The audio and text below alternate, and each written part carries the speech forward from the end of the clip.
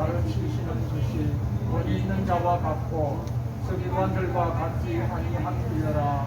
마침 그들의 해당에 더러운 귀신 들린 사람이 있어 소리질러 이르되 나사렛 예수여, 우리가 당신과 무슨 상관이 있나이까? 우리를 멸하러 왔나이까? 나는 당신이 누구인 줄 아노니 하나님의 거룩한 자이니이다. 예수께서 꾸짖어 이르시되 잠잠하고 그 사람에게서 나오라 하시니 더러운 귀신이 그 사람에게서 경련을 일으키고 큰 소리를 지르며 나오는지라. 다 놀라 서로 물어 이르되 이는 어쩌겠냐. 권위 있는 세교원이로다. 더러운 귀신에게 명한즉 순종하는도다 하더라. 예수의 소문이 곧 온 갈릴리 사방에 퍼지더라. 아멘. 예수님께서 이 땅에 오셔서 하신 일들을 우리가 생각해 보면 무궁무진합니다.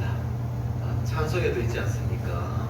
하늘을 두루마리 삼고 바다를 물물로 삼아도 다 기록할 수 없는 것이 주님께서 이 땅에 오셔서 우리에게 베푸신 은혜와 또 사랑입니다. 그러나 대표적으로 우리가 좀 간략하게 정리를 해보면 세 가지로 정리할 수 있습니다. 첫 번째는 우리 죄를 사하시기 위해서 이 땅에 오셨습니다. 예수라는 이름을 가지신 이유도 또 십자가를 지신 이유도 이것 때문이었습니다. 두 번째는 마귀의 일을 멸하기 위해서 이 땅에 오셨습니다. 마귀는 지금이나 예나 지금이나 우리를 죄 짓도록 유혹하고 시험에 들도록 유혹합니다. 예수를 믿는다고 해서 이런 유혹에서 완전히 벗어난 것은 아니죠. 그래서 예수님께서는 마귀의 일을 예수님께서 죽음의 근세를 이기고 부활하심으로 이 마귀의 일을 멸하셨고 예수 믿는 자에게 이 권세를 주셔서 세상을 이기도록 만들어 주셨습니다. 세 번째는 예수님은 우리에게 생명을 얻게 하시고 더 풍성하게 하시기 위해서 이 땅에 오셨습니다. 생명은 하나님과 교제할 수 있는 능력이지 않습니까? 예수님을 영접하는 순간 자녀의 권세를 주셔서 주님과 교제하며 그 교제를 풍성하게 발전시켜 나갈 수 있도록 능력을 주셨습니다. 오늘 본문은 두 번째 이 마귀의 일을 멸하는 것과 관련된 말씀인데요. 내용은 이렇습니다. 예수님이 가버나움에 있는 회당에 들어가서 말씀을 가르쳤는데 그때 갑자기 더러운 귀신 들린 사람이 소리쳤습니다. 그러자 예수님께서 그 귀신을 쫓아내셨습니다. 이 말씀의 의도는 귀신도 예수님의 말씀을 듣고 순종한다. 너희들도 예수님의 말씀을 듣고 믿고 순종해라. 이런 뜻입니다. 그런데 더 중요한 것은 귀신도 말씀을 듣고 순종했던 이 예수님은 도대체 어떤 분이신가? 예수님을 아는 것이 더 중요하지 않습니까? 그래서 오늘은 좀 예수님에 대해서 좀 알려고 하는데요. 여러분, 예수님은 어떤 분이십니까? 24절 말씀, 24절 말씀 우리 같이 한번 읽어보겠습니다. 나사렛 예수여, 우리가 당신과 무슨 상관이 있나이까? 우리를 멸하러 왔나이까? 나는 당신이 누구인 줄 아노니 하나님의 거룩한 자이니라. 아멘. 예수님은 나사렛 예수, 나사렛에서 자라났기 때문에 나사렛 출신 예수였습니다. 나사렛은 나실림과 같은 의원을 가지고 있어요. 나실림은 하나님께 드려졌던 사람이지 않습니까? 그들은 하나님께 드려주는 그 순간부터 머리를 박지 않습니다. 또 포도주를 마시지 않았어요. 오직 하나님을 위해서 헌신하는 사람, 이런 사람들이 나실림입니다. 이 나사렛도 처음에는 이런 나실림과 관련된 그런 동네였습니다. 그러니 처음에는 거룩한 동네였고 또 헌신된 그런 동네였습니다. 그런데 예수님 당시는 전혀 달랐습니다. 이 동네에 로마 군대가 주둔하면서 이방인들과 섞여 사는 더러운 동네가 되어버렸습니다. 예수님의 제자였던 나다나엘도 예수님을 믿기 전에 나사렛에서 무슨 선한 것이 나느냐라고 이야기하면서 나사렛에는 그리스도가 날 수 없다, 선한 사람이 날 수 없다라고 단정지어서 말했지 않습니까? 그 정도로 이 동네는 이름에 걸맞지 않은 부정한 이미지를 덮어쓴, 그리고 손가락질 당하는 그런 동네였습니다. 그런데 이 나사렛 출신 예수는 누구입니까? 말씀 끝에 보시면 하나님의 거룩한 자였습니다. 예수님은 원래 나사렛이라는 이름처럼 하나님께 드려진 사람, 하나님께만 헌신하는 사람들처럼 하나님을 위해서 일하는 거룩한 그런 사람입니다. 그가 한 일을 좀 구체적으로 살펴보면 24절 말씀 중간에 보시면 나오는데요. 더러운 귀신을 멸하기 위해서 이 땅에 오셨습니다. 하나님의 거룩한 자였던 예수님께서는 귀신에 의해서, 또 사람에 의해서, 사회적 편견에 의해서 더러워진 것들을 멸하고 거룩한 곳으로 회복시키기 위해서 이 땅에 오셨습니다. 예수님 당시 부정적인 이미지로 더 씌워졌던 나사렛도 사도행전 3장 말씀을 보시면요, 거룩한 이름으로 사용되어집니다. 베드로가 나면서부터 안전뱅이 된 사람 고쳐주지 않습니까? 근데 어떻게 외칩니까? 나사렛 예수 그리스도의 이름으로 명하노니 일어나 걸어라 라고 말하면서 나사렛 예수 그리스도의 이름으로 선포해서 그 병자를 고쳐주었습니다. 나사렛 예수 그리스도의 이름이 이만큼 권세 있는 이름으로, 또 거룩한 이름으로 사용되어졌다는 것입니다. 뿐만 아니라 이 동네 또한 마찬가지죠. 나사렛 예수 믿는 사람들에게 있어서는 성지가 된 건 아니겠습니까? 또 거룩한 동네가 된 건 아닙니까? 이와 같은 맥락에서 보시면요, 더러운 귀신을 쫓아내신 일도 마찬가지입니다. 더러운 귀신 들린 사람도 원래는 이스라엘 사람이에요. 하나님의 백성입니다.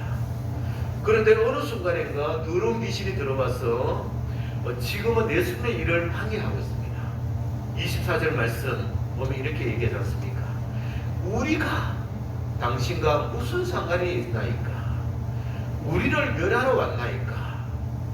귀신은 우리가 이렇게 얘기합니다. 귀신은 자신이 조종하고 있는 사람을 자신의 수족처럼 부리고 있기 때문에 우리가 라고 주장하면서 하나인 것처럼 말합니다. 그런데 예수님께서는 어떻게 말씀합니까? 25절 말씀 보시면 잠잠하고 그 사람에게서 나오라. 잠잠하는 것은 귀신이죠. 그 사람은 또 그 사람이에요. 예수님께서는 이 귀신과 사람을 하나로 보지 않았습니다. 귀신 들린 사람도 원래는 하나님의 백성이고 또 이스라엘 백성이니까요. 다만 지금은 귀신에 들려서 더러운 일을 하고 있을 뿐입니다. 다시 회복돼야 될 대상이지 않습니까? 그래서 예수님께서는 더러운 귀신을 분리시키고 쫓아내어 하나님의 백성으로, 거룩한 백성으로 회복시켜 주셨습니다. 여러분, 회당도 마찬가지예요. 회당은 하나님의 말씀을 가르치는 곳입니다. 그런데 그곳에서 하나님의 말씀을 가르쳐야 할 이 서기관들이 어느샌가 하나님 말씀에 자기 생각과 세상 이론들을 섞어서 가르치기 시작했습니다. 자기 계층의 이익을 대변하기 시작했습니다. 하나님의 말씀을 변질시켰고 또 해당을 변질시켜버린 것입니다. 그 결과 말씀을 가르쳤지만 하나님의 말씀으로서 권위가 상실되어 버렸습니다. 그런데 예수님께서는 그곳에서 하나님의 말씀을 하나님의 말씀으로 가르쳤습니다. 말씀 속에 담겨있는 하나님의 마음을 깨닫게 하고 하나님의 사랑을 느끼도록 만들고 하나님의 뜻과 계획과 목적을 가르쳐 주셨습니다. 그랬더니 하나님의 말씀으로서 거리를 회복하게 되고 참석해서 듣던 사람들이 하나님의 말씀을 듣고 순종하게 되어졌습니다. 여러분, 예수님은 하나님의 거룩한 자입니다. 악하고 더러운 마귀의 일을 멸하시는 분이십니다. 하나님의 거룩한 자이신 예수님께서는 사람에 의해서, 귀신에 의해서, 또 사회적 편견과 왜곡에 의해서 더러워진 것들을 멸하시고 거룩한 것으로 회복시켜 주십니다. 특정한 사람들이 주인처럼 군림하며 자신의 이익을 대변했던 이 회당도 하나님의 말씀을 가르쳐 주시는 거룩한 것으로 회복시켰습니다. 인간적인 생각이 섞이고 세상 이론이 섞여서 변질되어 버린 이 말씀도 원래 하나님의 근위가 있는 하나님의 말씀으로 회복시켰습니다. 사람들에 의해 손가락질 당하던 이 나사렛이란 동네도 원래 이름처럼 이 거룩한 곳, 헌신된 곳으로 바꿔주셨습니다. 더러운 귀신 들린 사람도 원래 모습대로 하나님의 백성으로 회복시켜 주셨습니다. 여러분, 예수님의 이 회복은 다른 사람, 다른 도시, 다른 장소에만 국한된 게 아닙니다. 우리 내면 속에서도 동일하게 적용되고 우리 내면을 회복시켜 주십니다. 왜냐하면 우리가 예수 믿는다고 해서 그 순간부터 한순간도 흐트름 없는 거룩한 삶을 살아가는 것은 아니지 않습니까? 바울은 예수를 믿었지만 그 속에는 속사람과 그 사람이 치열하게 싸우고 있다라고 고백했습니다. 그럼 이렇게 단식합니다. 오라 나는 공고한 사람이로다. 이 사망의 몸에서 누가 나를 건져내랴 하면서 탄식했습니다. 그의 내면에는 끊임없는 싸움이 있었습니다. 하나님의 법과 죄의 법이 싸웠고요. 생명의 성령의 법과 죄와 사망의 법이 싸웠습니다. 성령의 소욕과 또 육체의 소욕이 끊임없이 싸웠습니다. 갈라디아서 5장 말씀을 보시면요, 음해, 더러운 것, 호색, 우상 숭배, 주술, 원수 맺는 것, 분쟁, 시기, 분냄, 당 짓는 것, 분열함, 이단, 투기, 술 취함, 방탕, 이런 것이 그 속에 있었습니다. 다른 한편에서는 성령의 열매인 사랑과 희락과 화평이, 오래 참음과 자비와 양성, 충성과 온유와 결제가 있어서 서로 싸우고 있으면서 결국 선한 열매인 이 성령의 열매를 맺어가고 있었습니다. 이런 싸움에서도 우리를 이기게 하신 분은 누구십니까?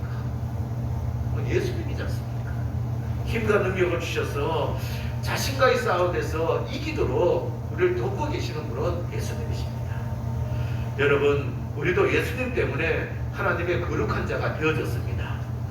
우리도 더러운 것을 멸하고 거룩한 것으로 회복시켜 주시는 그런 사람이 되었습니다. 우리도 이미 벌써 예수 믿고 하나님으로부터 의롭다라고 인정받았습니다. 이미 벌써 성령께서 내주하셔서 다스려주고 계십니다. 이미 벌써 세상에 빛이 되어서 어둠을 몰아내고 있습니다.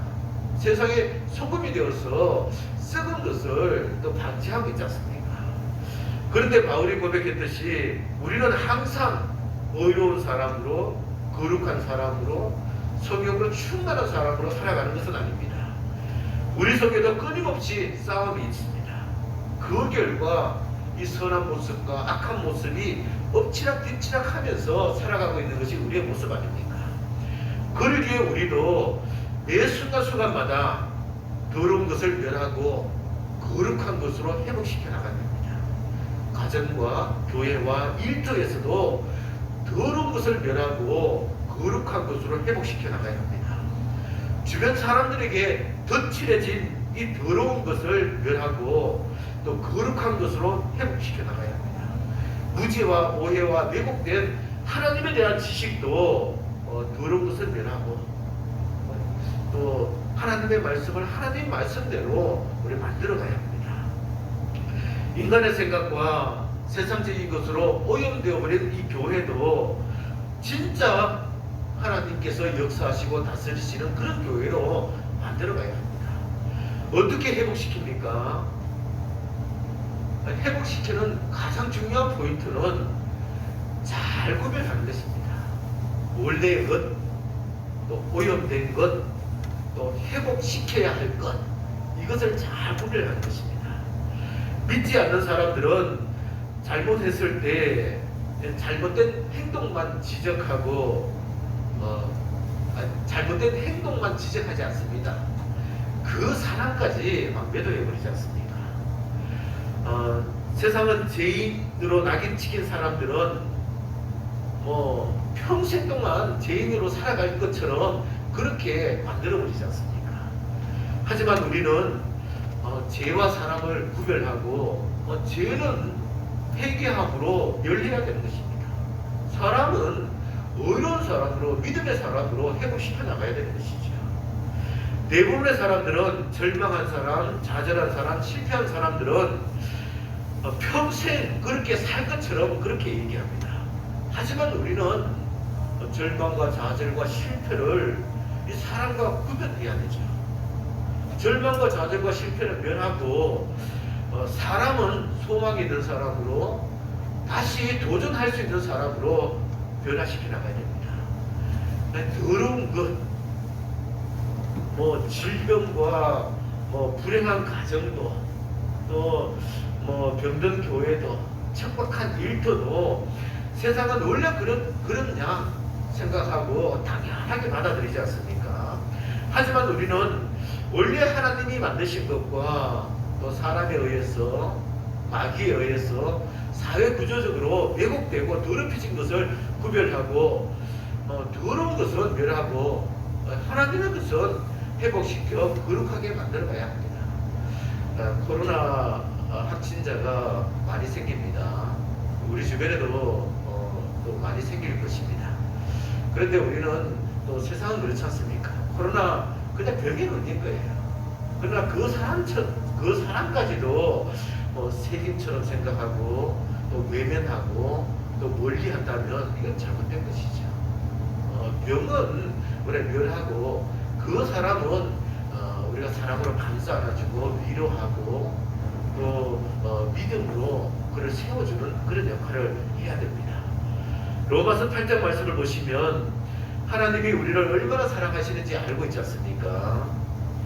내가 확신하노니 사망이나 생명이나 천사들이나 권세들이나 현재일이나 장래일이나 능력이나 높음이나 깊음이나 다른 어떤 피조물이라도 우리를 우리 주 예수 그리스도 안에 있는 하나님의 사랑에서 끊을 수 없느니라. 그런데 우리는 조그마한 장애물만 있어도, 조금만 가려져 있어도, 조금만 힘들고 어려워도 하나님은 나를 사랑하지 않는다, 하나님은 나를 버렸다, 나에겐 소망이 없다, 이렇게 생각하지 않습니까? 이것은 착각입니다. 성경은 말씀하십니다. 그 어떤 것도 우리 주 예수 그리스도 안에 있는 하나님의 사랑에서 끊을 수 없다라고 말씀해주고 있습니다. 하나님의 거룩한 자이신 예수님은 지금도 사람의 생각과 세상의 각종 이론들을 무너뜨리고 계십니다. 지금도 어떤 죄를 지었다 할지라도 주님 앞에 나와 회개하면 용서해 주십니다. 지금도 어떤 절망과 좌절과 실패도 기껏 다시 설 수 있도록 힘과 용기를 주십니다. 지금도 어떤 더러운 것도 다 떨쳐버릴 수 있는 그런 능력을 우리에게 주십니다.